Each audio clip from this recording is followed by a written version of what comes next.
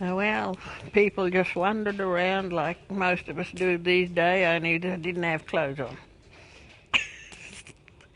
And when we saw a person walking through the paddock, we just said, "Ngai, there you go," and it means the same as welcome to country. I'll come from Punkerry, where I've lived all my life, born there, seen the river dried out from bend to bend. There was only holes of water in there. Walk along the bottom of the creek digging out yabbies with springs off old carts. We weren't allowed to take the shovel down because you know what kids are, they leave things behind. And once you got dug down the yabby holes, down the bottom there used to be a big pool of water, about 8, 9 or 10 yabbies in it, and we used to get a great feed. And I loved the river. Been there all my life, still there. And now I'm out here at Mungo. I'd like to welcome everybody that comes around and enjoy their stay here.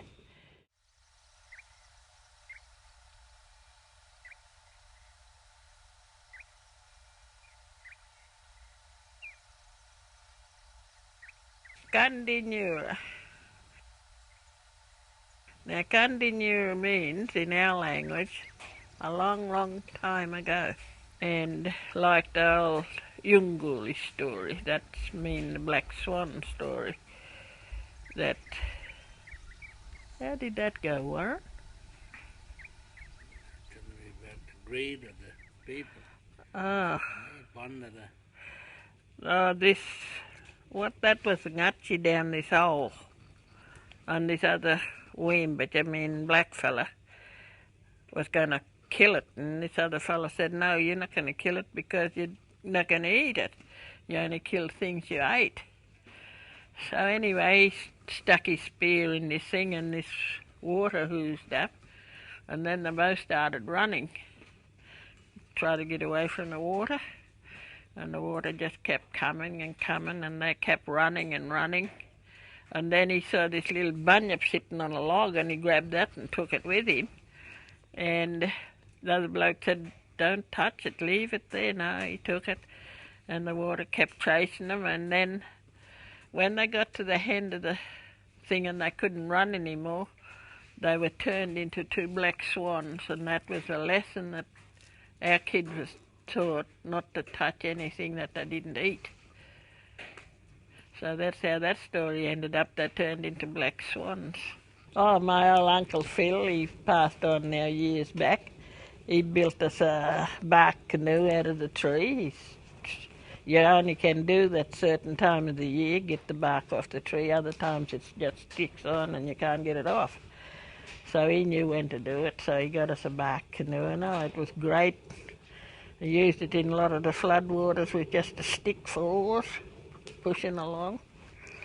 And that was one of the floodwaters. It was taken somewhere in the river now, I think. So we were really lucky having goats and horses and chooks and turkeys and whatever.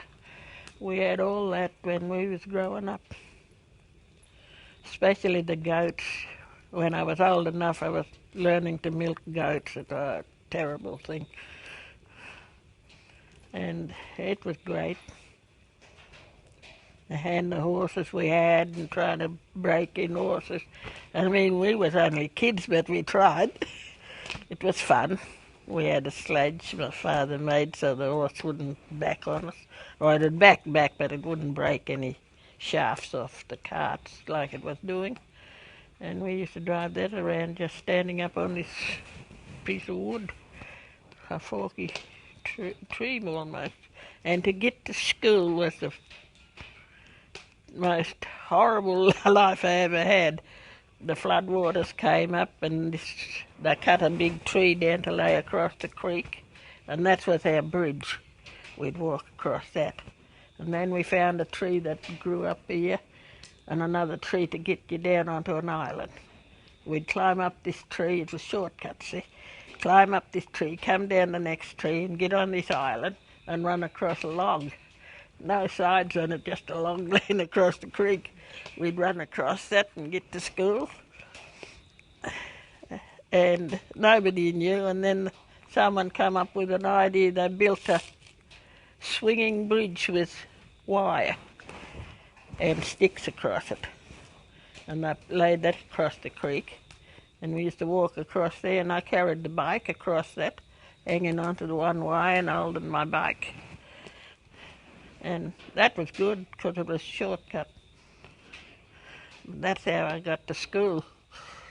I done it tough, but I was so happy when the water did come up and I couldn't go to school.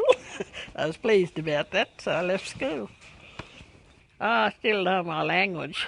I can muja this. Whitepelko, Wimbitpelko. I know you don't know what I said. You want to know? Yeah.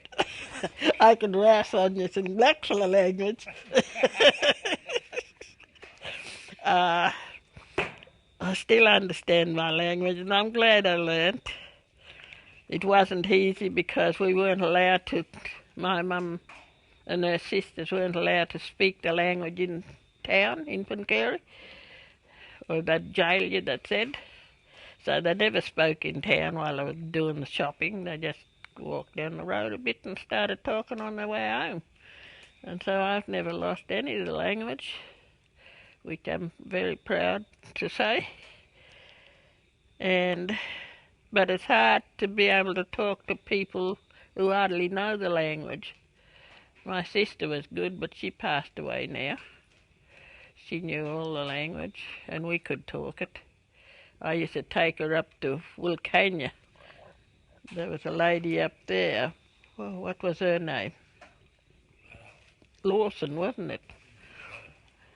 Oh, and I used to love taking her there, and they'd just talk our language without a break, and I'd just sit there killing myself laughing because I talked about Punkerry, and it was great to hear them talk our language without English, and they were good at it, and I loved that.